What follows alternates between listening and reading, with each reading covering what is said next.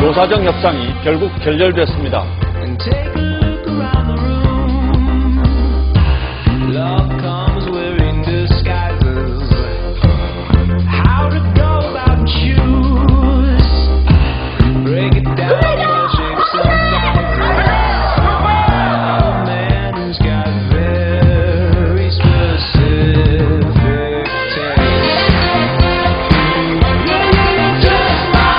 청년들에게 좋은 일자리를 더 많이 제공하기 위한 노동시장 구조 개혁은 결코 피할 수 없는 시대적 과제입니다.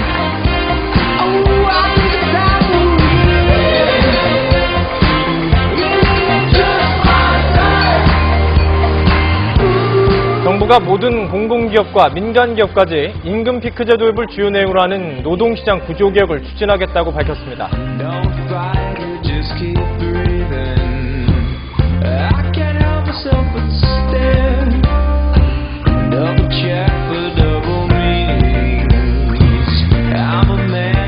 바야흐로 누군가의 꿈이 이루어지고 있다.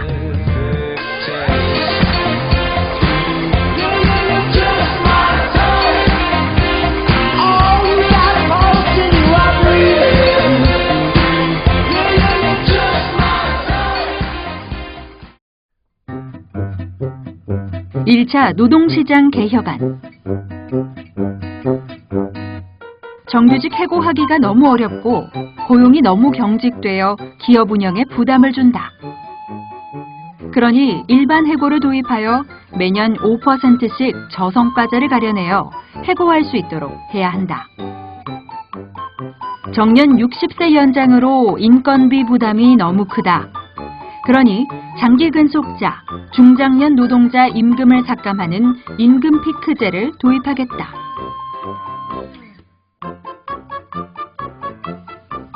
노동조합과 단협 때문에 임금 피크제와 일반 해고 도입이 너무 어렵다. 그러니 취업규칙 불이익 변경 요건을 완화하는 가이드라인을 만들어야겠다.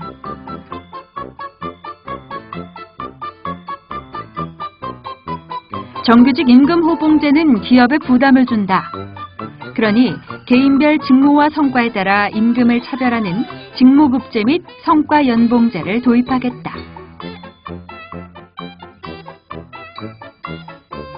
정기상여금, 통상임금 포함 등 통상임금 확대로 기업의 인건비 부담이 너무 크다.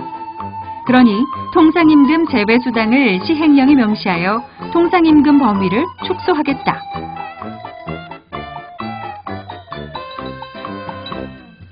단협의 노조와 합의 조항 때문에 인사경영권이 침해당하고 있다. 그러니 시정지도를 통해 협의만 하도록 바꿔야겠다.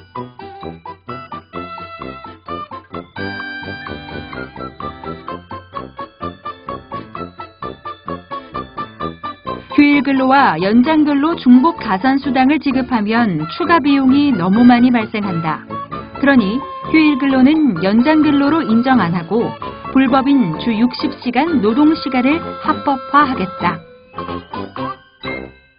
정부가 추진하는 노동시장 개혁이라고 하는 것은 그 본질이 저성과자 해고제도처럼 사실상 우리 노동법의 근간이라고 할 수 있는 해고 제한 조항을 무력화시키겠다. 그리고 취업규칙 불이익 변경 기준과 절차라는 부분과 그 다음에 단체협약, 그 계약 지침 이런 것들은 사실은 노동자들이 노동조건을 정하는 데 있어서 노동조합이나 아니면 노동자 집단에 의해서 관여를 할 수 있어야 되는데 노동자들이 관여할 수 없게 하고 사용자 일방적으로 노동조건을 정할 수 있도록 하겠다. 그런 이야기라고 할 수가 있을 것 같고요. 지금 비정규직 그 대책과 관련해서 가이드라인을 발표를 하고 있습니다. 특히 그 사내하도급 가이드라인을 보면 사실상 사내하청 불법 파견을 사내 하도급이라는 이름으로 합법화시켜주는 오히려 비정규직 노동자들을 더욱더 열악한 지위로 사실상 만드는 그런 거꾸로 가는 그런 정책이라고 할 수가 있습니다. 거짓말로 가득 찬 노동시장 개혁. 정부는 임금 피크제 도입 명분으로 청년 고용 창출을 이야기한다. 한마디로 부모 임금 깎아 자식 살리겠다는 것이다. 정말 그런가? 지난 2008년부터 임금 피크제를 시행한 LG전자. 정년을 55세에서 58세로 연장하는 대신 53세부터 호봉을 동결하고 56세부터는 매년 10%씩 임금을 삭감하고 있습니다. LG전자는 절약된 인건비 등을 활용해 최근 1000여 명의 신입사원을 뽑았습니다. 정부가 임금 피크제 도입 후 신규 채용이 늘어났다고 밝힌 LG화학과 두산인프라코어 사례는 완전히 거짓말이었다. LG화학은 공장 증설로 인한 신규 채용이었고 두산인프라코어는 어용노조 설립 후 임금 피크제가 도입된 후 오히려 외주화와 구조조정이 진행된 사업장이다. 노동 강도는 더욱 세워지고요. 그 자리를 비정규직들로 채우고 있습니다. 저임금 노동자로 채우고 있는 것이죠. 양질의 일자리는 온데간데 없습니다. 이 정부 정책이 이래서야 청년고용은 청년고용대로 안 되고 그 다음에 임금 피크제를 통해서 거의 강퇴하다시피 그 조직에서 쫓아내버리고 지금 이 부작용들이 사무금융 제2금융권이죠. 연맹 안에서 지금 전방위적으로 이런 일들이 일어나고 있습니다. 여기에 사실은 정부가 기름을 부은 것이죠. 공공부문의 임금 피크제 도입 지침은 더 심각하다. 임금 피크제로 깎은 임금 총액으로 할당된 청년 신규 채용을 하라는 것이다. 임금 총액을 동결한 상태에서 신규 채용은 사실상 불가능하거나 설사 채용을 한다 하더라도 시간제 비정규직 일자리일 수밖에 없다. 노동시장 구조개혁의 진실은 이런 식이다. 취업규칙 불이익 변경 가이드라인을 도입하겠다고 하면서 내세운 사회통념상 합리성이라는 기준도 사기다. 임금 피크제와 저성과자 일반 해고 도입에 대한 절차와 기준을 노조와 협의하지 않고 사회통념상 합리성으로 하겠다는 것이다. 노조는 핫바지, 단체협약은 휴지 조각. 이것이 저들이 노리는 진짜 목적이다. 임금 체계 개편과 성과 연봉제 도입도 보자. 노동조합의 가장 큰 역할이 임금 협상인데 직무와 성과에 따른 개인별 임금 체계가 되면 노조의 임금 협상이 무슨 의미가 있겠는가?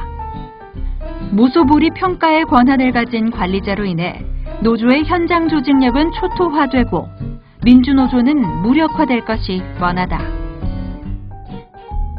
노동시장 구조개혁이 비정규직을 보호하기 위한 대책에서부터 시작됐음에도 불구하고 정규직을 비정규직화하여 노동자 전체를 지옥 끝으로 몰고 가는 것.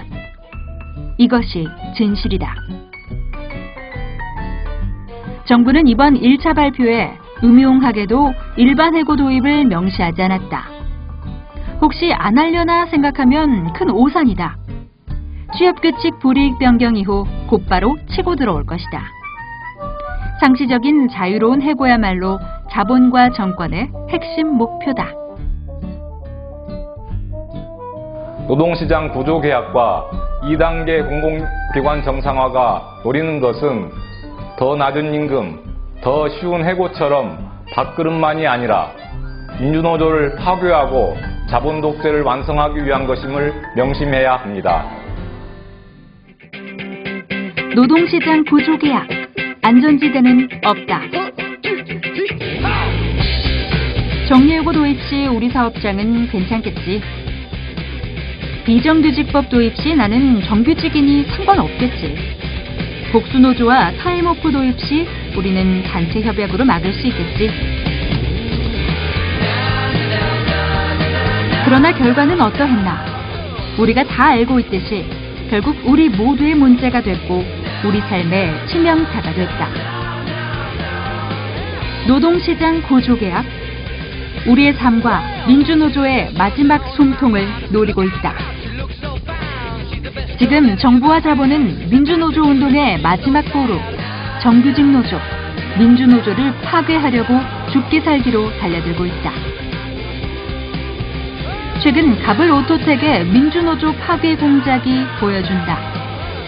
용역 강사를 신규 채용해서 어용노조를 설립하고 살인적인 폭력으로 민주노조를 파괴하려고 했지만 노동자들은 투쟁으로 막아냈다.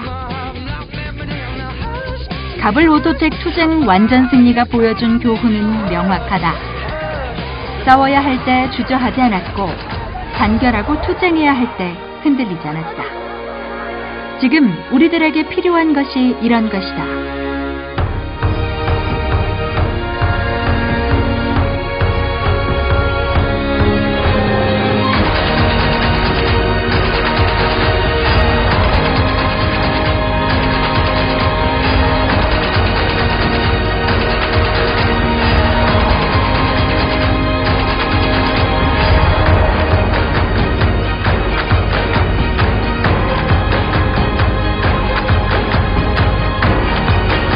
주춤거리면 밀리면 모두 다 끝장이다. 그런데 우리한테 선택은 많지 않을 것 같습니다.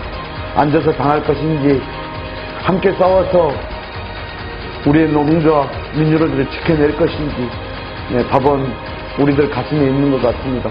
정리해고로 손 자르고 비정규직법으로 발 자르고 이제 노동시장 구조 개혁으로 우리의 심장까지 멈추라 하고 있습니다. 이 어려운 시기에 민주노총은 여전히 동지들과 함께 투쟁을, 그래서 침몰하는 한국 사회와 또 이 땅의 모든 노동자들의 권리를 지켜낼 그런 막중한 책임을 가지고 있습니다. 민주노총이 결정한 7월 15일 북파 투쟁 함께 힘을 모아 냅시다. 저는 동지들을 믿습니다. 또 자랑산 민주노총의 역사를 믿습니다. 그 길을 위해서 저는 지금 박근혜 정권의 공안 탄압을 위해서 이곳 민주노총 14층에 갇혀있지만 저는 더 여기서 힘을 길러내겠습니다. 동지들 곁으로 마음을 더 가까이 가겠습니다. 그래서 이 힘으로 2015년 피할 수 없는 싸움 반드시 한번 승리해냅시다. 동지들 사랑합니다. 투쟁!